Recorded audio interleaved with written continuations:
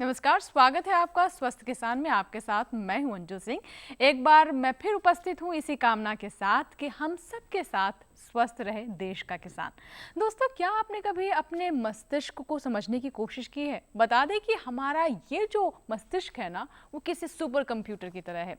इसके बिना हम कुछ भी नहीं कर सकते। लेकिन आज की भागम भाग और तनावपूर्ण लाइफस्टाइल के कारण हमारे मस्तिष्क को हमेशा एक खतरा बना रहता है, और वो खतरा है ब्रेन स्ट्रोक का। बता दें कि दुनिया भर में हर 6 सेकंड में किसी न किसी को ब्रेन स्ट्रोक यानी ब्रेन अटैक होता है। कुछ लोग इसके लक्षणों को नहीं पहचान पाते, और जब स्थिति बिगड़ जाती है तब अस्पताल पहुंचते हैं। आमतौर पर तब तक काफी देर हो चुकी होती है। इसीलिए आज हम बहुत विस्तार से यही सब समझने की कोशिश करेंगे कि क्या होता है ब्रेन अटैक और क्या हम इसे रोक सकते हैं। विषय बता दें आपको, ब्रेन स्ट्रोक के कारण, लक्षण और बचाव। जी हाँ, आज का विषय यही है, ब्रेन स्ट्रोक के कारण, लक्षण और बचाव के तरीके। यदि आपके किसी अपने को मस्तिष्क से जुड़ी कोई समस्या है, कोई लक्षण दिखाई देते हैं, या फिर आप ब्रेन अटैक या पक्षाघात यानी लकवे के बारे में कुछ पूछना चाहते हैं, तो हमें फ़ोन कीजिए। हमारा टोल फ्री नंबर नोट कर लें। 2 नंबर है आपके लिए, 1800-1130-60। दूसरा नंबर नोट कर लें, 1800-1130-61। टोल फ्री, यानी इस पर आपका कोई शुल्क नहीं लगेगा, कोई पैसा नहीं लगेगा, तो आप हमें फ़ोन करें। ब्रेन अटैक की पहचान कैसे करें, इस बीमारी का खतरा किन्हें हो सकता है, ऐसी ही बहुत सारी बातों को बताने के लिए हमारे साथ देश के 2 बड़े न्यूरोलॉजिस्ट मौजूद हैं। आप हैं professor doctor LN Gupta ji. बहुत बहुत स्वागत है गुप्ता साहब आपका। आप डॉक्टर राम मनोहर लोहिया अस्पताल में न्यूरो सर्जरी के विभागाध्यक्ष हैं।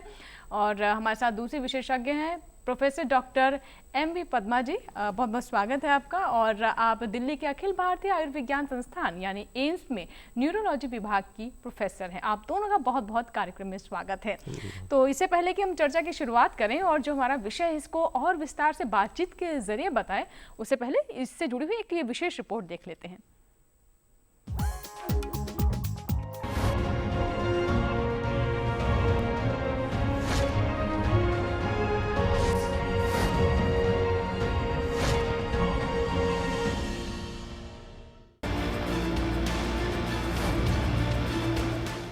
हार्ट अटैक तो हम सभी जानते हैं, लेकिन ब्रेन अटैक या ब्रेन स्ट्रोक को लेकर लोग ज्यादा सचेत नहीं रहते। बता दें, कभी उम्र दराज लोगों की बीमारी समझे जाने वाले ब्रेन स्ट्रोक की चपेट में अब युवा भी आ रहे हैं। जाहिर है, गलत लाइफस्टाइल। ये है हमारे शरीर का पावर हाउस, यानी हमारा मस्तिष्क। गौरतलब है कि व्यक्ति की कार्य क्षमता और उसके सोचने की शक्ति उसके दिमाग पर ही निर्भर करती है। यह दिमाग हमारे शरीर के लिए ठीक वैसा ही काम करता है जैसा कि किसी कंप्यूटर के लिए उसका CPU। मस्तिष्क में जितने विद्युत संदेश एक दिन में पैदा होते हैं, उतने दुनिया भर के टेलीफोन भी नहीं कर सकते। बात चाहे ऑफिस में काम करने की हो या खेत खलियानों में रुपाई और बुआई की, ये सारी क्रियाएं मस्तिष्क के जरिए ही होती है। लेकिन आज के भागम भाग जिंदगी में लोग मानसिक तनाव और अवसाद के शिकार हो रहे हैं। सिर दर्द, चक्कर आना, आंखों के आगे अंधेरा छा जाना जैसे लक्षण तो आम हैं। लेकिन यदि किसी कारणवश मस्तिष्क प्रभावित हो जाए तो शारीरिक क्रियाएं ठीक से नहीं हो पाती। ऐसी स्थिति में brain stroke, brain haemorrhage, brain tumour या लकवा हो सकता है। इसका असर मस्तिष्क के साथ साथ पूरे शरीर पर पड़ता है। गौरतलब है कि दिमाग की कोई नस जब अचानक ब्लॉक हो जाए या फट जाए तो उसे ब्रेन स्ट्रोक कहा जाता है। यह बहुत इमरजेंसी की स्थिति होती है।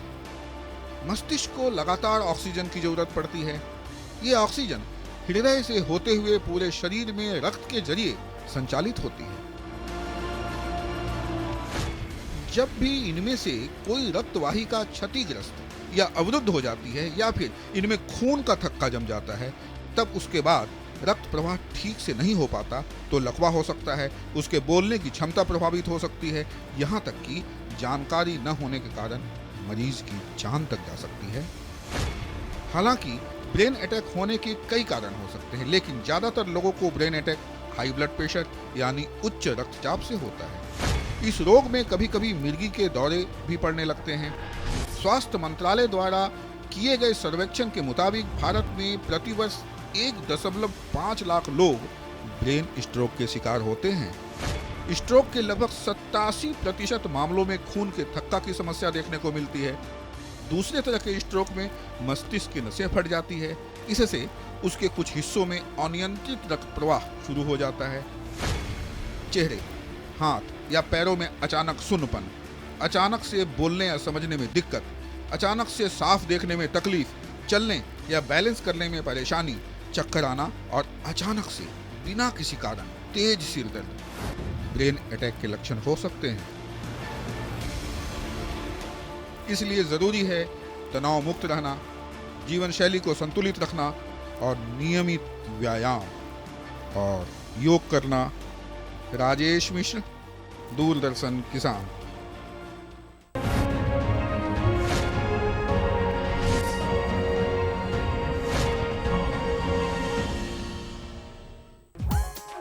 एक ज्ञानवर्धक जानकारी, जीवन शैली के प्रति जागरूकता की। चलिए बातचीत की शुरुआत करते हैं। और डॉक्टर पद्मा, सबसे पहले मैं आपसे जानना चाहूँगी कि बहुत विस्तार से अभी हमने रिपोर्ट में दिखाया, लेकिन आम लोगों की अगर हम भाषा में बात करें या आम लोग जिस तरीके से लेते हैं, तो हार्ट अटैक के बारे में तो अक्सर सुनते हैं, लेकिन जो हम ब्रेन अटैक या फिर मस्तिष्क का दौरा कह रहे हैं, ये आम लोगों की बातचीत का विषय कम ही होता है। तो क्या फ़र्क है और क्यों लोग इसे, किसी को ब्रेन अटैक भी आता है तो समझते हैं कि हार्ट अटैक से इसकी मृत्यु हुई है, तो इसे थोड़ा समझाएं। बिल्कुल सही बात है। ये बहुत महत्वपूर्ण बात आपने बताया कि लोगों को पता है कि क्या हार्ट अटैक होती है। स्कूल चाइल्ड ऑल्सो नोज कि हार्ट अटैक एक आपातकालीन स्थिति है। अचानक बहुत ज़्यादा चेस्ट में दर्द हो गया, छाती में दर्द हो गया तो हार्ट अटैक हो सकता है और तुरंत हॉस्पिटल भागना है। हालांकि जो ब्रेन अटैक या स्ट्रोक या पक्षाघात या लकवा जो है, जो इसी तरह होता है जैसे हार्ट में आपके खून की रफ्तार बंद हो गया, हार्ट अटैक हो गया। दिमाग में खून की रफ्तार बंद हो गया तो ब्रेन अटैक हो गया। तो जो पहले बताया था आपके रिपोर्ट में कि ब्रेन अटैक वो हिस्सा है जो एकदम से जो हमारी फंक्शन अचानक बंद हो जाती है, बदल जाता है, ताकि जैसे हमारा सुपर कंप्यूटर हर हमारे फंक्शन को वो कमांड करती है। तो मैं जो बोल रही हूँ, जो शब्द यूज़ कर रही हूँ, देख रही हूँ, हाथ को मैं ऐसे एक्शन कर रही हूँ, चलती हूँ, मेरा बैलेंस है, सब चीज़ तो इसी से कमांड में है। अगर ये खून की रफ्तार बंद हो गया, ऑक्सीजन बंद हो गया, तो तुरंत जो भी वो हिस्सा है जिसके वजह से मैं बोल सकती हूँ, देख सकती हूँ, चल सकती हूँ, वो फंक्शन बंद हो गया। तो अचानक या लकवा मतलब एक तरफ हाथ पैर नहीं काम करती है, अचानक रोशनी बंद हो जाती, अचानक बोली बंद हो जाती, तो इस तरह अचानक अटैक पड़ सकता है।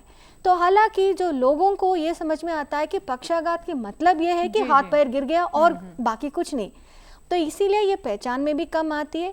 दूसरी चीज़ है कि जो भी अटैक है, जैसे बेहोश हो गया, तो लोग सोचते हैं कि हार्ट अटैक हो गया, बेहोश हो गया। तो कुछ भी जो अचानक बहुत बड़ा हादसा हुआ तो लोग सोचते हैं कि ये हार्ट अटैक है। तो ये जानकारी बहुत ज़रूरी है कि ये होता है, लक्षण अलग है, पहचानना बहुत जरूरी है, क्योंकि इसकी उपचार भी ऐसे ही है। और रिपोर्ट में भी हमने बताया कि कोई अनकॉमन चीज नहीं है, ये अब बहुत आम है। और लोगों के बीच में समस्या ये है कि जागरूकता की कमी है। जब हार्ट अटैक होता है तो सबको पता है कि क्या करना है तुरंत। उसी तरीके से अब ये भी जानकारी होनी चाहिए हमारे दर्शकों को, चाहे वो शहर में रहते हैं चाहे गाँव में, कि आखिर ब्रेन अटैक है क्या। और देखिए पहले कॉलर भी हमारे साथ जुड़ चुके हैं, पंजाब से एक दर्शक है, धर्मेंद्र हैं फोन लाइन पर। हेलो जी धर्मेंद्र जी, स्वागत है स्वस्थ किसान में, बताइए क्या समस्या है। मैम मेरा ब्रेन ना सो जाता है। क्या ब्रेन सो जाता है, आपको ऐसा लगता है? हाँ जी हाँ जी। अच्छा, कितनी एज है आपकी? मेरी 30 साल है मैम। 30 साल है। मैम कुछ बताना चाहेंगी? तो 30 साल की उम्र में जो ब्रेन अचानक थोड़े बहुत सो जाता है, कि मतलब ये हो सकता है कि एक तरह के कुछ अटैक्स होते हैं, जैसे मिर्गी जो कहते हैं, एक तरह के एपिलेप्टिक अटैक, या बहुत ही नॉन स्पेसिफिक, कभी कभार हम थकान हो जाते हैं, लगता है कि ब्रेन सुन्न हो गया, काम नहीं कर रहा, फिटीक हो सकती है, एंग्जाइटी होता है, टेंशन हो सकता है। तो ये जो ये नॉन स्पेसिफिक लक्षण है, इसको बाकी में विस्तार में देखना पड़ेगा। ये ब्रेन अटैक नहीं है, स्ट्रोक नहीं है जी। ये शायद बिहेवियर से जुड़ा हुआ ज्यादा है, व्यवहार से जुड़ा बिहेवियर हुआ। या sometimes some kind of seizures, but ये ब्रेन अटैक नहीं है, तो वो ठीक है, आप बिल्कुल। निश्चिंत हो तो जाइएगा। धर्मेंद्र जी, और आपकी अभी एज भी बहुत कम है, 30 साल है। हालांकि जो ये समस्या है, अब ये एज ये स्पेसिफिक या नहीं है कि young अगर में आप भी आ रहा 60 है। के पार हो गए तो आपको ये होगा। आप बहुत कम उम्र में भी ये समस्याएं देखने को मिल रही है, इसीलिए हमने इस विषय को खास तौर पर शामिल भी किया है। डॉक्टर गुप्ता, मैं अब आपसे जानना चाहूंगी कि अभी तो हमने बताया कि ये ब्रेन स्ट्रोक और जो हार्ट स्ट्रोक की जो हम बात करते हैं, क्या फ़र्क है, लेकिन हम ये भी देख रहे हैं कि अब लाइफस्टाइल जो है वो बदलता जा रहा है। चाहे वो शहरों की बात करें, अब गांव की बात करें, हर जगह कंप्यूटर, इंटरनेट पहुंच चुका है, टेलीविज़न पहुंच चुका है। और ऐसे में हम ये भी देख रहे हैं कि बदलते लाइफस्टाइल के साथ साथ एक तनाव, एक दबाव भी हर तरफ है।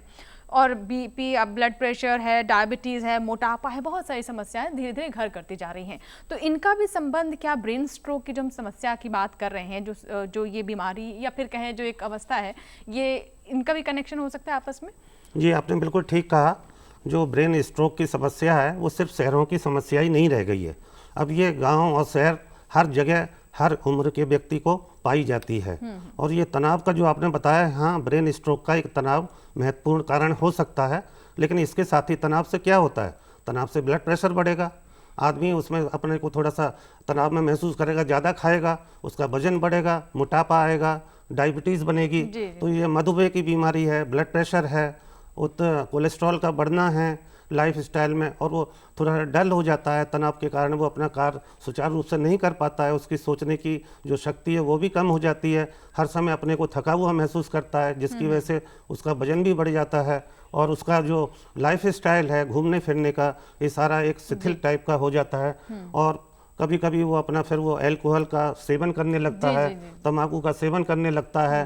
तो ये सब चीज़ें जो समस्याएं हैं हमारे स्ट्रोक के कारण बन सकती हैं। ठीक है, तो मतलब कुल मिला के कह सकते हैं कि अपनी लाइफस्टाइल को भी बिल्कुल दुरुस्त रखें, चाहे आप गांव में रहें चाहे शहर में रहें, तो स्वस्थ रहना हर किसी के लिए ज़रूरी है। इस बीच एक दर्शक है, किरण है, जिन्होंने दिल्ली से हमें फ़ोन किया है। आइए बात कर लेते हैं किरण जी से। हेलो हेलो हेलो जी, नमस्कार किरण जी, बताइए क्या समस्या है? नमस्कार। मेरी बेटी है 30-32 साल की है।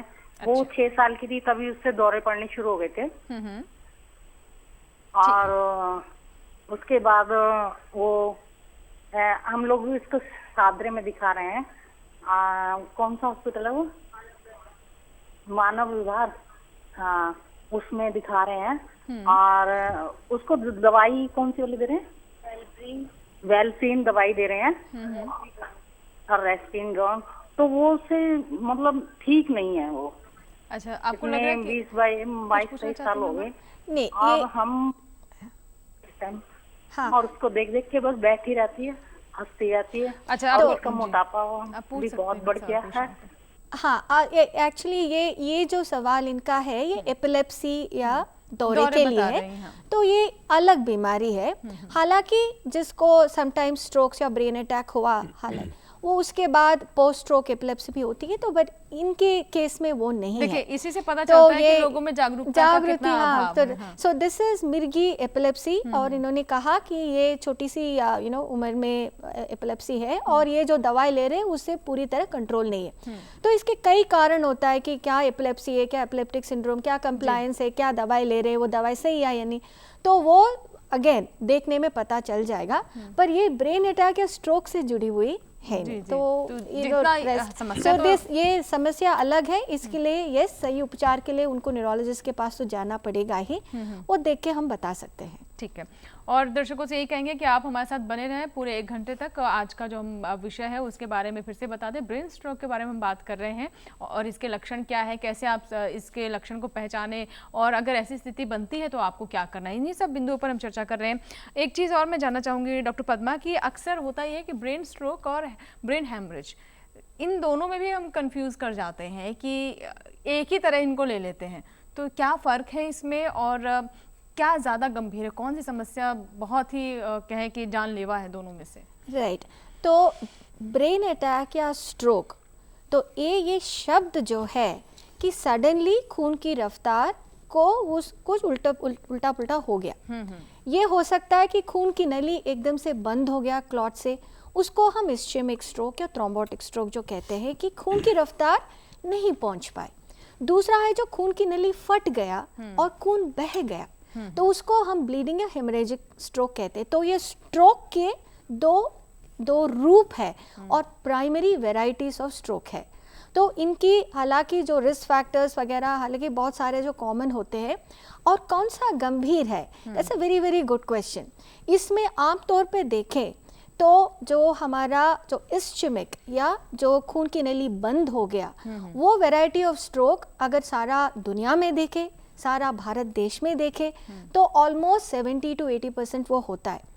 परंतु कुछ बेल्ट है जैसे बंगाल है, असम है, वहाँ पे हमने देखा है आमतौर पे फार्मर्स या किसानों में हमने देखा है कि ये जो खून की नली फटने के जो हेमरेजिक स्ट्रोक्स ऑलमोस्ट 40-50% होता है। तो इम्पॉर्टेंट वो चीज़ होती है कि कई जो जगह हमारे भारत देश में कई वैरायटीज़ ज़्यादा है, पर अगर गंभीरता देखें तो जो ब्लीडिंग, जो हेमरेजिक स्ट्रोक, जो बड़े हेमरेज होते हैं वो जानलेवा होता है। और दूसरा जो खून की नली भी बंद हो गया, अगर पूरा एक आधा हिस्सा या बड़ी सी खून की नली बंद हो गया, वो भी जानलेवा होता है। ठीक है डॉक्टर गुप्ता, अब मैं आपसे ये जानना चाहूँगी कि जैसे डॉक्टर पद्मा ने बताया कि कुछ हमारे देश के ऐसे हिस्से हैं जहाँ पर हम ब्रेन हेमरेज की ज़्यादा घटनाएं सुनते हैं, तो आमतौर पर जो हम ब्रेन स्ट्रोक की बात कर रहे हैं या ब्रेन हेमरेज की बात कर रहे हैं, क्या ये अनुवांशिक भी हो सकता है ये, या फैमिली हिस्ट्री में जिसे हम कहें कि अगर किसी को है तो एक जनरेशन से दूसरे जनरेशन में भी आ सकता है, इसके चांसेस ज़्यादा होते हैं, इसके बारे में? आपने बिल्कुल ठीक कहा। जैसे ब्रेन जो हेमरेजिक स्ट्रोक है उसका मेन कारण उक्त रक्तचाप होता है, ब्लड प्रेशर। और जो ब्लड प्रेशर का बीमारी है ये एक ही परिवार में कई सदस्यों को हो सकता है। अगर उनके माँ बाप को है, उनके दादा दादी को है, तो ये आगे के जनरेशन में बच्चों तक जा सकता है। तो प्राय ये देखा गया है, मैंने क्या देखा है कि गांव में उस जो अशिक्षित व्यक्ति हैं या कुछ शिक्षित भी हैं जिनमें कि एक बार ब्लड प्रेशर नॉर्मल आ गया दवाई से, तो वो क्या करते हैं, दवा लेना भूल जाते हैं, छोड़ देते हैं, उनको लगता है कि आदत लग जाएगी। उनको लगता है तो हमारा ब्लड प्रेशर ठीक हो गया। लेकिन क्या होता है कि ब्लड प्रेशर की जब हम दवा लेते हैं तो हमारी जो रक्त नलिकाएं हैं वो उस प्रेशर को झेलने के लिए उसी में एडजस्ट हो जाती हैं। और जब जैसे ही सडन हम दवा बंद करते हैं तो ब्लड प्रेशर अचानक बढ़ जाता है। और जब ब्लड प्रेशर बढ़ जाता है तो वो धमनियां उसको नहीं झेल पाती हैं और उसमें रक्त एकदम हेमरेज होने लगता है। यानी दवाएं लेने के बाद छोड़ना ज्यादा खतरनाक है। और दूसरा जो आपने कारण कहा कि यस, जो कुछ बीमारियां हैं जैसे AVM है या खून की रक्त नलिकाओं पर एक उभार होता है जिसको हम एन्यूरिज्म कहते हैं या बैलून कहते हैं, और AVM होता है, ये परिवार के कई सदस्यों को हो सकता है। और कुछ एरिया में जैसे डॉक्टर साहब ने बताया, डॉक्टर पद्मा ने बताया, कुछ एरिया में कुछ ये एन्यूरिज्म के इंसिडेंस जो हैं ज़्यादा पाया जाता है, जो कि एक हेमरेज का कारण हो सकता है। तो अभी आपने ये तो बताया कि किस तरह से ये समस्या जो है एक जनरेशन से, एक पीढ़ी से दूसरी पीढ़ी में भी जा सकती है। और दूसरी बात है कि जब आप इन समस्याओं की दवाएं लें तो इन्हें छोड़े ना। कई बार हम ये सोचते हैं कि आदत ना पड़ जाए कहीं, लेकिन इसे छोड़ने से और खतरा हो सकता है। बहरहाल अभी वक्त हो गया हमारे लिए एक छोटे से ब्रेक का, लेकिन ब्रेक के बाद जब वापस आएंगे तो हम बात करेंगे कि आखिर खून की नलियों में अवरोध पैदा क्यों होता है, क्या इसके पीछे की वजह है और हम इसे कैसे रोक सकते हैं, हम अपने स्तर पर क्या करना होगा, जानेंगे छोटे से ब्रेक के बाद। आप देखते रहें स्वस्थ किसान। कौन कौन सी हैं सरकारी योजनाएं?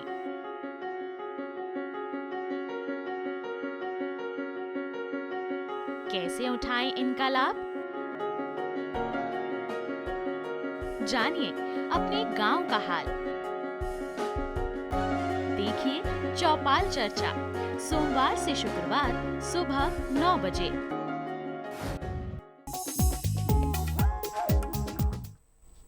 ब्रेक के बाद स्वस्थ किसान में एक बार फिर आपका स्वागत है। तो आज हम आपके दिमाग की बात कर रहे हैं, ब्रेन स्ट्रोक की क्या समस्या है, इसके बारे में जागरूकता क्यों बहुत महत्वपूर्ण है, इसके लक्षण क्या हैं, कारण क्या है और साथ ही साथ बचाव कैसे करें। तो जैसे कि ब्रेक से पहले मैंने कहा था कि हम लगातार बात कर रहे हैं कि जो खून की धमनियां हैं उनमें रुकावट आ जाती है और खून जो है दिमाग तक नहीं पहुंच पाता है, इसके चलते ब्रेन स्ट्रोक या फिर ब्रेन हेमरेज होने की आशंका रहती है। तो ये रुकावट होती क्यों है, ये भी समझ लेते हैं। तो मैं डॉक्टर पद्मा आपसे समझना चाहूँगी कि जो हम बार बार कह रहे हैं कि रुकावट आ जाती है, रुकावट आ जाती है, दरअसल ये क्यों होता है, ऐसी स्थिति क्यों पैदा होती है हमारे शरीर में? जो रिस्क फैक्टर्स जो कहते हैं जिसके वजह से हमको ब्रेन अटैक या स्ट्रोक होते हैं, सबसे महत्वपूर्ण रिस्क फैक्टर है हाइपरटेंशन या ब्लड प्रेशर। हालांकि हम एक्चुअली डिवाइड करते कि जो रिस्क फैक्टर्स हम कुछ नहीं कर सकते वो है एज। जैसे जैसे उम्र बढ़ता है इसकी जो इंसिडेंस वगैरह बढ़ती जाती है, परंतु आजकल हमने देखा, हालांकि भारत देश में एक्चुअली देखा है कि ऑलमोस्ट 20%, दैट मीन्स हर चौथा आदमी जिसको स्ट्रोक है वो एक्चुअली यंग पीपल, मतलब लेस देन 40 ईयर्स, 40 साल की उम्र के अंदर अंदर ये हो रहा है। फिर भी ये उम्र के साथ बढ़ सकता है। तो पर एज है, हमारा जो जेनेटिक रिस्क है, इसको तो हम बदल नहीं सकते। जो हम बदल सकते, that means modifiable risk factors में सबसे ऊपर है ब्लड प्रेशर, सबसे महत्वपूर्ण है ब्लड प्रेशर। उसके बाद है हमारा डायबिटीज, उसके बाद है हमारा हार्ट की प्रॉब्लम। जिसको हार्ट की प्रॉब्लम है उसको ब्रेन प्रॉब्लम हो सकता है, जिसके ब्रेन का है उसको हार्ट की। हार्ट एंड ब्रेन बहुत ही इंपॉर्टेंट कनेक्शंस है। बहुत सारे ऐसे स्ट्रोक्स है जिसको हम कार्डियो एम्बोलिक कहते हैं, वहाँ क्लॉट बन गया और वो पंप करते करते वो क्लॉट ब्रेन में चला जाता है, एम्बोलिक है। उसके बाद है हमारा जो बैड कोलेस्ट्रॉल, जो ओबेसिटी है, मोटापा है, जो लिपिड्स या जो फैट्स हमारे अंदर बन गया है। एंड उसके बाद सबसे इम्पॉर्टेंट है हमारा लाइफस्टाइल। तो उसमें सबसे बड़े हैं स्मोकिंग।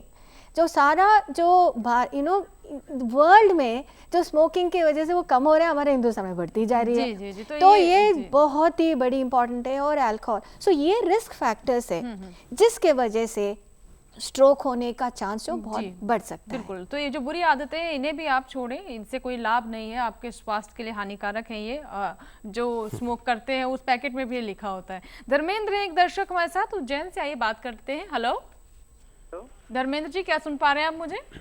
हाँ सुन पा रहा हूँ मैडम। जी बताइए, समस्या बताएं अपनी। सर मेरे को गैस बनती है।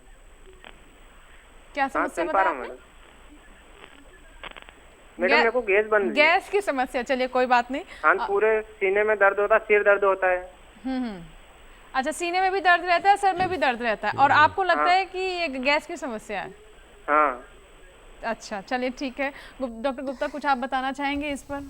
देखिए, आपने कहा कभी गैस की वजह से सर में दर्द हो सकता है और कभी कभी, लेकिन ये है कि मामूली, इसको नहीं लेना चाहिए। अगर वाकई में गैस की समस्या है तो इसका निदान ठीक हो जाएगा। लेकिन कभी कभी क्या होता है, जो हार्ट अटैक होता है उसका पेन होता है, दर्द होता है, वो भी हमारे चेस्ट के निचले हिस्से में या पेट के ऊपरी भाग में हो सकता है। हम कभी इसको मामूली गैस समस्या समझते हैं, लेकिन ये पता नहीं एक हार्ट का भी एक साइन हो सकता है कभी कभी। लेकिन ये ब्रेन का स्ट्रोक से गैस का इसका कोई संबंध सीधा सीधा नहीं होता है। जी जी। रितेश एक दर्शक मध्य प्रदेश से, आइए बात करते हैं। हेलो हेलो जी रितेश जी, बताइए क्या समस्या है? जी नमस्कार जी। समस्या ये थी, मेरे पिताजी को आंखों में दिखना कम हो गया था 2012 में। अच्छा। तो शंकरा नेत्रालय चेन्नई में उनको पता चला कि ब्रेन ट्यूमर है।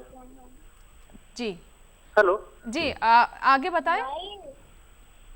जी जी। तो अब उनका ऑपरेशन 2012 में करा दिया गया था, लेकिन पिट्यूटरी ग्रंथि में जो उनका ब्रेन ट्यूमर था वो पुनः बढ़ गया है। अच्छा, और कितनी उम्र है आपके पिता की? 58 साल। 58 साल की। डॉक्टर गुप्ता, कुछ पूछना चाहते हैं आप उनसे? इनका देखिए, इन्होंने ठीक कहा कि पिट्यूटरी ट्यूमर में जो आंखों की रोशनी है या आंखों की जो दृष्टि है उसको जाने की संभावना रहती है। अगर अब उनका सही समय पर ऑपरेशन हो गया और उसमें ट्यूमर निकाल दिया गया, क्योंकि ये ट्यूमर जो होता है आंखों के देखने वाली जो नस है जो हमारे मस्तिष्क तक जाती है आंख से, उसको इन्वॉल्व करती है और उस पर दबाव आता है। अगर हम ज़्यादा समय तक इसका ऑपरेशन या उपचार ना करें और काफ़ी देर हो जाए तो एक बार ट्यूमर निकल भी जाए, लेकिन फिर इसमें जो विज़न है, जो रोशनी है, उसका पूरा रिकवर करने की संभावनाएं कम हो जाती हैं। तो मैं आपसे ये पूछना चाहूँगा कि आपका उस समय आंखों की रोशनी ट्यूमर निकालने के बाद में अच्छी हो गई थी या दोबारा से फिर हो गई है? रितेश जी, क्या आप हमारे साथ हैं लाइन पर अभी?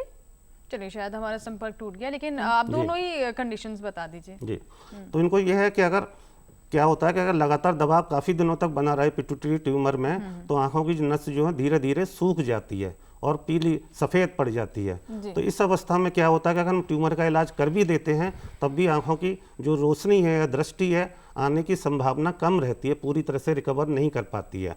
लेकिन अगर समय रहते हुए ट्यूमर को निकाल दिया जाए तो आंखों की रोशनी में रिकवरी बहुत अच्छी होती है। जी, चलिए, अभी तो हमने समस्या की बात की, लेकिन हमारा मकसद ये भी रहता है कि अपने दर्शकों को ये भी बताएं कि समस्या रहती है, लेकिन इसे घबराएं ना, क्योंकि इसके इलाज भी हैं। अब मेडिकल साइंस बहुत तरक्की कर रहा है। तो मैं जानना चाहूँगी डॉक्टर पद्मा कि पहले तो इलाज समझाएं और इस स्थिति तक ना पहुँचे, इसके लिए हमें अपने रोज़मर्रा की जो ज़िंदगी है उसमें किस तरह की तब्दीलियाँ करने की ज़रूरत है। Very important. एक तो है ट्रीटमेंट। तो ट्रीटमेंट में मोस्ट इम्पॉर्टेंट एक बड़ा सा प्रिंसिपल ये है कि टाइम इज ब्रेन, मतलब वक्त हमारे मस्तिष्क है। तो जब भी जैसे खून की नली बंद हो गया तो उसको हमको खून की रफ्तार दोबारा चालू करना है जी। तो वो जितने जल्द से जल्द चालू करें उतना उपचार हो जाएगा। अगर किसी को लकवा हो गया, मुंह टेढ़ा हो गया, हाथ पैर गिर गया, वो वापस आ जाएगा, 100% आ सकता है। जितने जल्द ये कर सके उतनी अच्छी उसकी रिजल्ट आएगा। तो देयरफॉर ये इम्पॉर्टेंट है कि इसको पहचाने और उस जगह चले जाए जिसमें सही उपचार हो। अगर वहाँ चले जाए, वो वहाँ कोई ग्लूकोज चढ़ा दिया, वहाँ सीटी करा दिया, एमआर करा दिया, उसके बाद 4 घंटे के बाद कहीं और भेज दिया, तो आपका वो जो उपचार नहीं हो पाएगा। That is one. दूसरी चीज़ जो है, स्ट्रोक या ब्रेन अटैक एक आपातकालीन स्थिति है। जो इमरजेंसी में जो भी होता है, क्रिटिकल केयर मैनेजमेंट, उसकी ब्लड प्रेशर है, पोजीशनिंग है, डीवीटी, कॉम्प्लिकेशंस ना हो, सम टाइम सर्जरी की वो भी व्यवस्था होती है। तो ट्रीटमेंट है। ये नहीं सोचना कि लकवा हो गया तो कुछ नहीं हो सकता, बस भगवान को आप ध्यान करिए, एक्सरसाइज करिए, ऐसा नहीं है। इतनी उसकी एडवांसेस हो गया है कि ये पूरी तरह ट्रीटमेंट हो सकता है। दूसरा आपने कहा प्रिवेंशन। ठीक है, एक कॉलर है, पहले उनसे बात कर लेते हैं। जितेंद्र है मध्य प्रदेश से। हेलो हेलो जी। हेलो जी जितेंद्र जी, बताइए क्या समस्या है। नमस्कार मैम, मैं जितेंद्र बोल रहा हूँ। जी नमस्कार मैम। मैं आज से 10 साल पहले एक जामुन के पेड़ पे चढ़ा था जी। तो वहां से गिरा, मेरे सर के बल गिरा। तो मेरे जो सर के बल गिरा था उसमें बेहोश हो गया। वहां से हॉस्पिटल ले गए और वहां पे 3 दिन तक बेहोश रहा। होश आने के बाद पता चला, डॉक्टर ने बताया मेरे को सर्वाइकल स्पाइनल कॉर्ड में एक प्रॉब्लम है। उसके बाद मैडम मैं 10 साल से मतलब बेड पे ही हूँ, मतलब चलने फिरने में दिक्कत आती है। यानी गर्दन से नीचे का भाग मेरा मतलब बिल्कुल सुन टाइप रहता है मैम। अच्छा, चल फिर नहीं सकता मैं। आपकी एज कितनी है अभी जितेंद्र? अभी 24 साल। कितनी? 24 साल। अच्छा, डॉक्टर गुप्ता कुछ पूछना चाहते हैं आप इनसे? देखिए, उसके बाद से आपके हाथ पैर चलते थे, बिल्कुल ठीक थे, या दर्द जो आपके काफी दिनों तक बना रहा? नहीं, मैं उसके पहले बिल्कुल ठीक था, एकदम स्वस्थ था। तो ये आपका जो है ब्रेन स्ट्रोक से इसका कोई संबंध नहीं है। आपको तो ये चोट लगी है। ऐसा लगता है कि आपका जो रीढ़ की हड्डी है, गर्दन की जो हड्डी होती है, उसमें चोट पहुंची है और उसकी वजह से आपको ये तकलीफें बनी रही हैं। अच्छा ये होता कि आप किसी न्यूरोसर्जन को जा करके इसका जांच करवाएं, उसका एक्सरे या स्कैनिंग करा करके ये देखें कि उस समय आपके जो सर्वाइकल स्पाइन है, गर्दन की हड्डी को क्या चोट पहुंची थी, कितना नुकसान हुआ था, या आगे हम आपको क्या उसके लिए उपाय, बचाव के लिए आगे क्या करने की ज़रूरत है। ठीक है, और ट्रीटमेंट की हम बात कर रहे हैं डॉक्टर पद्मा। हम प्रिवेंशन का जो बचाव के बारे में बात कर रहे थे। तो कई बार ये भी होता है कि हम ये भी देखते हैं कि अचानक से कुछ हो जाता है, मतलब पता चलेगा कि अचानक से हाथ काम करना बंद कर गया, या फिर नम हो जाना, यानी सुन्न पड़ जाना। तो ये किस तरीके से आपस में जुड़े हुए हैं? क्या ये लक्षण है? और जो आप बचाव की बात कर रहे थे, एक लक्षण जो है कि अचानक फंक्शन चले जाना, तो उसमें सेंसेशंस या हमारा जो महसूसी, अगर वो भी अचानक हो जाए, तो अचानक ये सुन पड़ गया, तो वो भी एक लक्षण हो सकता है, पर वो माइनर में स्ट्रोक में आता है।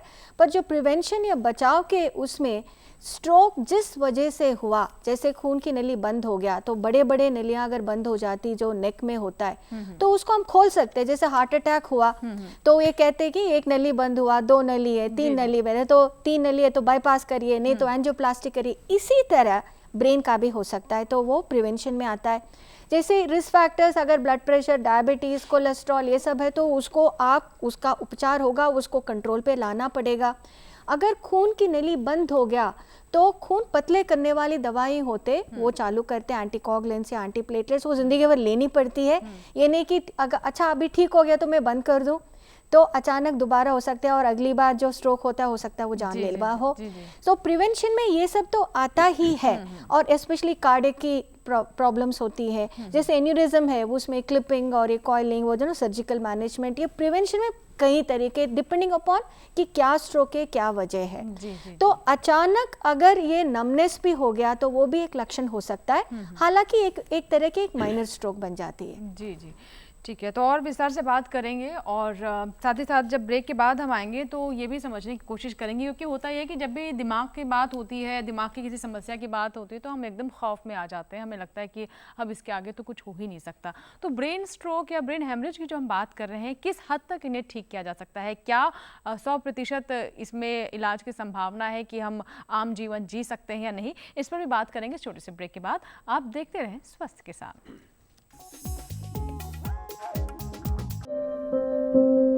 ये कामयाबी है अन्नदाता की, एक कहानी है खेत और खलिहानों की। कैसे करें अपने पशुओं की देखभाल, जानिए गांव-गांव के किसानों का हाल। देखिए गांव किसान, सोमवार से शुक्रवार दोपहर 12 बजे। ब्रेक के बाद एक बार फिर आपका स्वागत है स्वस्थ किसान में। आज हम ब्रेन स्ट्रोक और ब्रेन हेमरेज के बारे में बात कर रहे हैं, इसके लक्षण, उपचार, कैसे आप इसे पहचाने, ये सब बातें आज हमारे कार्यक्रम में शामिल हैं। हमारे साथ दोनों विशेषज्ञ हैं और आपकी कॉल्स का तो हमें इंतजार रहता ही, तो आप हमें फ़ोन करें। नंबर जो हम लगातार टेलीविजन स्क्रीन पर फ्लैश कर रहे हैं, टोल फ्री नंबर है, आपका कोई शुल्क नहीं लगेगा। बातचीत को आगे बढ़ाते हैं। तो डॉक्टर गुप्ता, जैसे कि ब्रेक से पहले मैंने कहा कि जब भी दिमाग की बात आती है तो हम एकदम ही खौफ में आ जाते हैं, परिवार के लोग भी बिल्कुल सदमे में आ जाते हैं कि दिमाग से जुड़ी हुई कोई समस्या, मतलब बहुत गंभीर समस्या है, और उस है भी हालांकि, लेकिन ये सोचते हैं कि अब तो हमारा जीवन खत्म है, हम आम जीवन नहीं जी पाएंगे, पता नहीं ठीक होंगे कि नहीं होंगे। तो इसके बारे में थोड़ा बताएं। देखिए, ऐसा है कि ब्रेन स्ट्रोक का अगर समय से इलाज किया जाए, चाहे वो थ्रोम्बोटिक स्ट्रोक हो या हेमरेजिक स्ट्रोक हो। थ्रोम्बोटिक में ये है कि अगर समय के अंदर 3-4 घंटे के अंदर आ जाते हैं, जब सिम्टम्स आ ही रहे हैं कि जैसे नमनेस हो रही है, सुन्नपन हो रहा है, हाथ में बोलने में डिफ़िकल्टी हो रही है, तो उस समय उसमें जो खून का जो कतरा, जो थक्का धमनियों में जमा हुआ है, या जो कोलेस्ट्रॉल का जमा हुआ है दीवालों में, उसको गला करके या उसका उपचार करके आजकल इमीडिएटली दवाई दे देते हैं, तो उनका रिकवरी बहुत अच्छी हो जाती है। यही बात लागू हेमरेजिक स्ट्रोक में भी होती है। जैसे अगर हेमरेजिक स्ट्रोक हुआ, कोई उसका सबसे बड़ा लक्षण होता है इसमें सर का दर्द होना। सबसे पहले तो ये अलर्ट होना चाहिए कि अगर किसी को इस ऐसा सर में दर्द हुआ जो उसको ज़िंदगी में कभी भी ना हुआ हो, तो ये एक ब्रेन स्ट्रोक का लक्षण हो सकता है। इसको आसानी से ना लें, क्योंकि ब्रेन हेमरेज हो सकता है। ये जो ब्रेन के जो बैलून है, उभार है रक्त नलिकाओं के ऊपर, वो अचानक जीवन की किसी भी अवस्था में रप्चर हो सकता है, बस्ट हो सकता है, और उससे ब्रेन हेमरेज हो सकता है। तो इसलिए इस दर्द को, सर के दर्द को मामूली तौर से ना लें और तुरंत इसका उपचार, कंसल्टेशन करें। सीटी स्कैन या एमआरआई स्कैन करने से ये पता लग जाता है कि ये हेमरेजिक स्ट्रोक है, ब्रेन के किस पार्ट में है, सबअरेक्नोइड हेमरेज है या बैलून का रप्चर हुआ है। तो इसमें समय रहते हुए अगर हम इसका उपचार करें, ये देखा गया है कि अगर ब्रेन का जो हेमरेज हुआ है उसको टाइम से ऑपरेशन कर दिया जाए, जो खून का कतरा है उसको निकाल दिया जाए, तो जो आसपास के जो ब्रेन के सेल्स हैं उसमें रिकवरी ज़्यादा अच्छी होती है, और उसका जो पक्षाघात है वो भी रिकवर करने लगता है। ठीक है, इस पे और बात करेंगे। सुरेश है कॉलर हमारे साथ मध्य प्रदेश से। हेलो जी सुरेश जी, बताएं, समस्या बताइए अपनी। मैडम मैं नमस्कार, मैं सुरेश यादव मध्य प्रदेश से बोल रहा था जी। मैं ये बोल रहा मैडम, मैं 13 फरवरी 2013 को एक इलेक्ट्रिक पोल से गिर गया था, जिसमें मेरे रीढ़ की हड्डी में फ्रैक्चर बताया 11 और 12 नंबर के डिस्क में। उससे मेरा निचला हिस्सा उसके बाद से काम करना बंद कर दिया, ऑपरेशन वगैरह भी करवाया, उसमें स्टील की राड वगैरह डाली है। मेरे को तब से आधे शरीर में मतलब मूवमेंट खत्म हो गया है, मतलब मेरे को लेटे लेटे 4-4.5 साल हो गए, और बेडसोल काफी हो गए हैं, और काफी इलाज भी करवाया, लेकिन लाभ नहीं पहुंचता है। जी सुरेश जी, क्या करूं? मतलब एज क्या है आपकी? मेरी एज होगी लगभग 30 के लगभग 30 साल। देखिए, इसका तो आज जो हमारा विषय है ब्रेन स्ट्रोक से इसका कोई संबंध नहीं है। आपको ऐसा लगा है? बहुत सोचता था, मतलब मैं तो काम डेली करता था, अच्छा कोई भी मेरे को दिक्कत नहीं थी। आपको गिरने की वजह से जो रीढ़ की हड्डी की चोट लगी है, आपका फ्रैक्चर हुआ है, उसके अंदर स्पाइनल कॉर्ड है, उसका इंजरी हुई है। देखिए, जो रिकवरी इस बात पर निर्भर करता है कि स्पाइनल कॉर्ड को कितनी क्षति पहुंची है। अगर स्पाइनल कॉर्ड का पूरी तरह से डैमेज हो गया है, क्षति हो गई है, उसका जो नर्व तंत्रिकाएं आ रही हैं, उनका जो जोड़ है लगातार उसमें डिसकंटिन्यूएशन हो गया है, बिल्कुल ही ब्रेक डाउन हो गया है, तो उसमें जो रिकवरी की संभावनाएं कम होती हैं। और जो आपने ऑपरेशन का बताया है, वो ऑपरेशन रीढ़ की हड्डी का जो फ्रैक्चर डिसलोकेशन है उसको स्टेबलाइज करने के लिए होता है ऑपरेशन, इस उम्मीद में कि अंदर का जो स्पाइनल कॉर्ड है वो रिकवर करेगा। लेकिन आपके केस में ऐसा लगता है कि आप 4.5 साल से बिस्तर पर लेटे हुए हैं कि जो अंदर का स्पाइनल कॉर्ड है वो बुरी तरह से क्षतिग्रस्त हो गया है, नर्व कोशिकाएं, जो नर्व नसें जाती हैं, उनका डैमेज हो चुका है, इसलिए आपकी रिकवरी नहीं हो रही है। लेकिन आप लाचार ना हो, ऐसे मरीजों के लिए भी कम है। हाँ, जिंदगी दैनिक चर्या बिताने के लिए बहुत सारे साधन हैं। आप फिजियोथेरापी करें, आप जो असिस्टेंस लें, व्हील चेयर है, कई चलने के और साधन हैं, उनसे आप अपनी ज़िंदगी को बेहतर बना सकते हैं। जी डॉक्टर पद्मा, आप भी कुछ कहना चाहते हैं? तो रिहैबिलिटेशन जो आता है कि आप हमने ये बताया है कि स्ट्रोक हुआ, आप उसको पहचानो, जल्द से जल्द उपचार के लिए ले आए, पर ये तो बहुत लोग आ नहीं पाते। सारे लोग दिल्ली में तो है नहीं, तो जहाँ पे विलेजेस में किसान लोग हैं वो कहाँ से उपचार के लिए जा पाते? तो उनको तो पक्षाघात हुआ तो वो लकवा हो जाती, हाथ पैर गिर जाता है, वो पैरालिसिस हो जाती, तो उनके लिए क्या करें? तो उनका भी अभी आजकल कई उपचार अवेलेबल है। जो कहते थे कि इसका खाली हाथ पैर हिलाओ वो फिजियोथेरेपी है, उससे हम आई थिंक 100 साल से एडवांस हो ही गए। तो वो फिजियोथेरेपी मेथड्स चेंज हो गया। अब कई तरह के ब्रेन स्टिमुलेशन मेथड्स है, मशीन्स है, रोबोटिक्स है, हम आजकल तो रिसर्च में स्टेम सेल्स भी दे रहे हैं।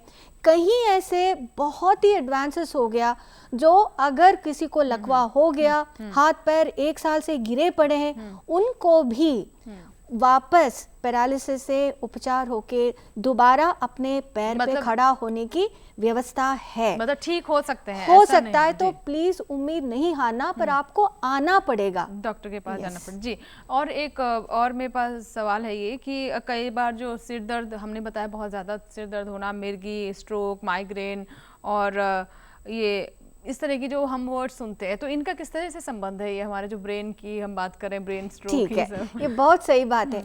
ये कहते हैं कि जो मानव का या ह्यूमन मैनकाइंड का सबसे कॉमन कंप्लेंट, आम कंप्लेंट क्या है? हेडेक है, सर दर्द है। हालांकि मैं सोचती हूँ जानवर को भी होता होगा, हम बेचारे कह नहीं पाते।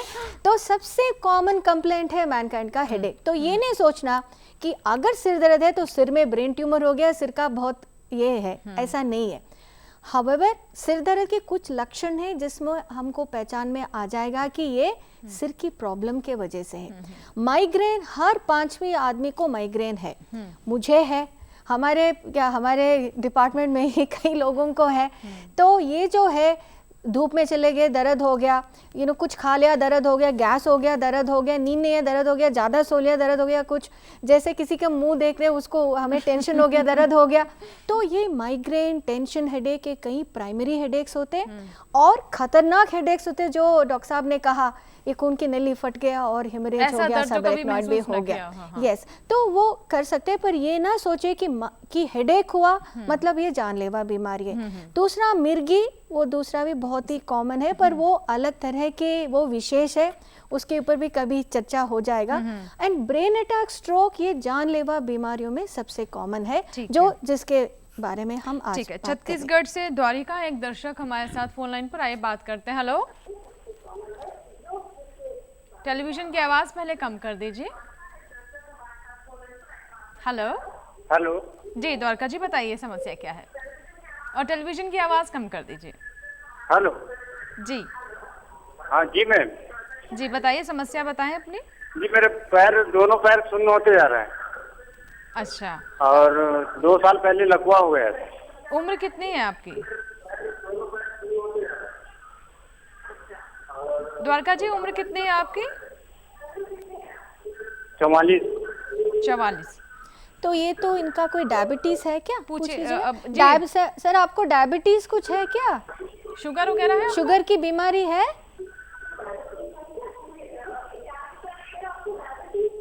कनेक्शन जी मैम, डायबिटीज था पहले, अभी नॉर्मल है। हाँ, तो पर आप शुगर की दवाई वगैरह ले रहे हैं ना?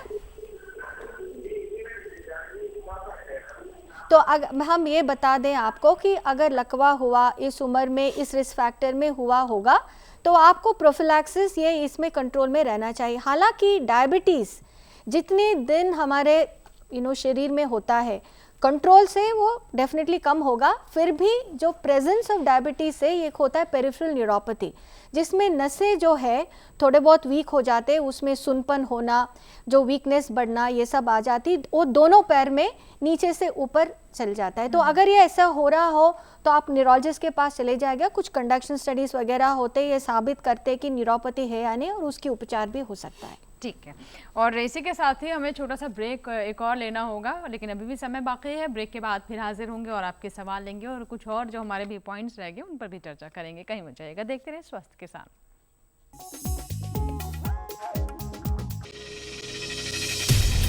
आपकी जीवन शैली और जीने के अंदाज को टटोलता कार्यक्रम, जहां हर दर्द के हमदर्द होते हैं हम, और पूछते हैं आपसे, कैसे हैं आप? कैसे हैं आप? कैसे हैं आप? जीवन को एक नए अंदाज से जोड़ता एक ज्ञानवर्धक कार्यक्रम, कैसे हैं आप? रविवार सुबह 10 बजे डीडी किसान पर।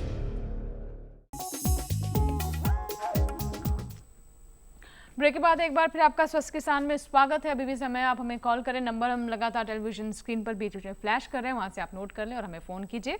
और आज हम बात कर रहे हैं ब्रेन स्ट्रोक के बारे में, और बहुत सारी बातें निकल कर सामने आई। एक और मैं यहाँ पर सवाल पूछना चाहूँगी डॉक्टर पद्मा, कि जो हम ये फेशियल पैल्सी सुनते हैं और जिसे मुँह का लकवा कहें, तो ये क्या किसी नर्व इन्फेक्शन की वजह से होता है? मतलब आम लोगों की भाषा में बताइए कि ये किस तरीके से ब्रेन स्ट्रोक या लकवा ये क्या है, क्या ये जो बस सही क्वेश्चन है। तो ये जो है मुंह की लकवा या फेशियल पॉल्सी या बेल्स पॉल्सी जो कहते हैं, एक ये इन्फेक्शन है, वायरल इन्फेक्शन है फेशियल नर्व। एक नस होता है मुंह पे जो वायरस के वजह से वो इन्फेक्ट होके वो जो काम करना बंद कर देती, इसके वजह से आंख बंद नहीं होता, मुंह टेढ़ा हो जाता है, चबाने में प्रॉब्लम हो जाती है, ये प्रॉब्लम होता है। वो भी अचानक होता है। पर ये लकवा, ब्रेन अटैक, ब्रेन स्ट्रोक, खून की प्रॉब्लम, खून रफ्तार, ये नहीं है, ये अलग चीज़ है। ये इम्पॉर्टेंट है क्योंकि इसकी इलाज भी अलग है। ये अच्छी तरह इलाज हो जाएगा, 90% पूरी तरह ठीक भी हो जाता है अगर सही टाइम पे इलाज हो गया तो। तो ये मुंह की लकवा आम तौर पे एक वायरल इन्फेक्शन या बेल्स पॉल्सी होती है। हालांकि कुछ वैरायटीज ब्रेन अटैक भी होता है, पर जो टेकों में से ये होना चाहिए कि मुंह की लकवा आमतौर पे एक वायरल इन्फेक्शन। ठीक है, एक दर्शक है शादाब है जिन्होंने मैं गुजरात से फोन किया है। हेलो जी शादाब जी, मुझे सुन पा रहे हैं? हेलो जी शादाब जी, पहले टेलीविजन की आवाज कम कर दीजिए। हाँ जी जी, टेलीविजन की आवाज कम कर दीजिए शादाब जी, आवाज कट रही है आपकी। हेलो जी, अब बताइए, सवाल बताएं क्या है। हेलो हेलो हेलो शादाब जी, क्या अब तक मेरी आवाज पहुंच पा रही है? आपकी आवाज कट रही है मैम। अच्छा, आप अपना सवाल बताएं, हम आपको सुन रहे हैं। चलिए, शायद हमारा संपर्क टूट गया है। फिर से अगर शादाब जी हमें टेलीविजन से आप सुन रहे हैं तो आप फिर से फ़ोन लगाएं, जैसे ही आपका कॉल लगेगा ज़रूर हम आपके प्रश्न को शामिल करेंगे। डॉक्टर गुप्ता, अभी हमने बहुत सारी बातें की कि किस तरह के लक्षण हो सकते हैं, कौन से लक्षण जो है ब्रेन स्ट्रोक के नहीं है, जिन्हें कई बार हम कंफ्यूज कर जाते हैं, लेकिन वो कौन सी स्थिति होती है जब हमें न्यूरोसर्जरी की ज़रूरत पड़ती है, इसे समझाएं। देखिए, इसमें कई अवस्थाएँ हैं।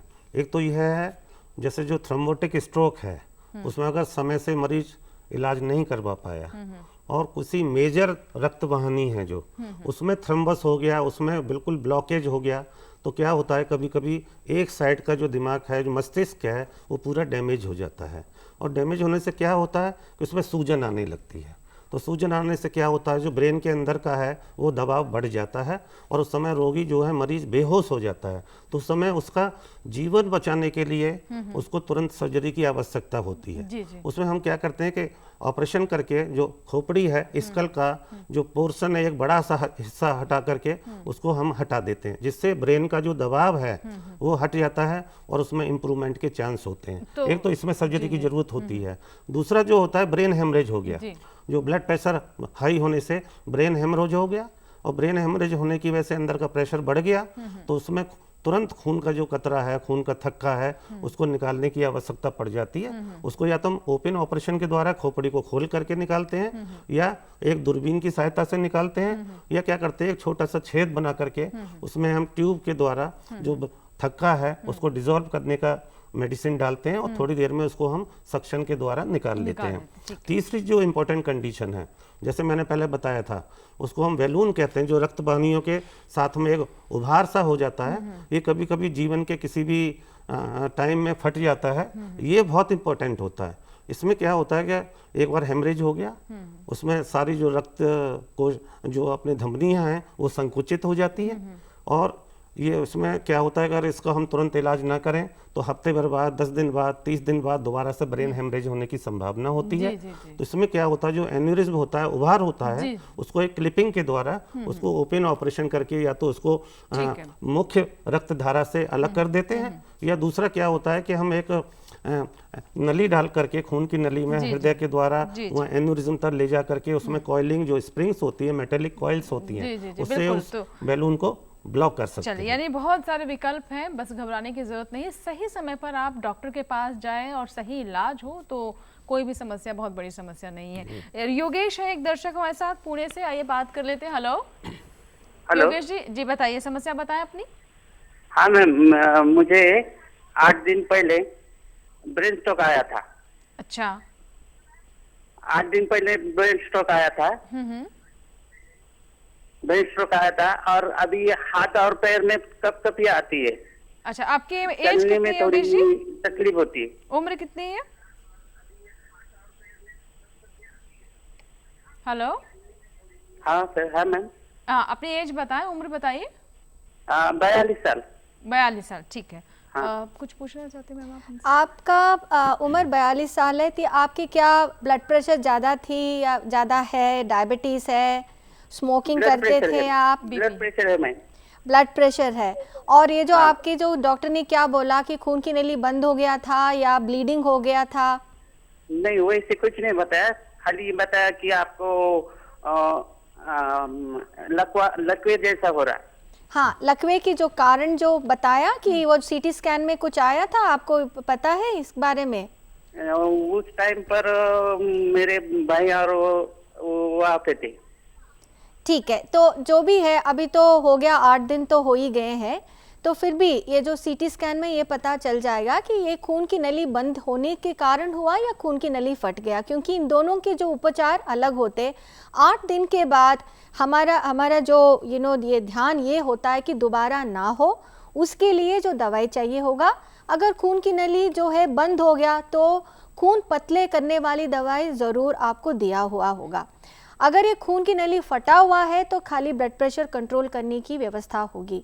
अगर आपको अभी आप कुछ सहारे से चल रहे हो 8 दिन में, तो ये उम्मीद रखिएगा कि 2 महीने में आप आगे और भी अच्छे हो जाएंगे, बिकॉज मैक्सिमम रिकवरी जो है 2 से 6 महीने के अंदर होता है। इसमें आपको दवाई लेना होगा ताकि दोबारा ना हो, और बहुत ही अच्छी तरह आपका फिजियोथेरेपी एक्सरसाइजेस करना है। डेफिनेटली आप इम्प्रूव करेंगे। जी।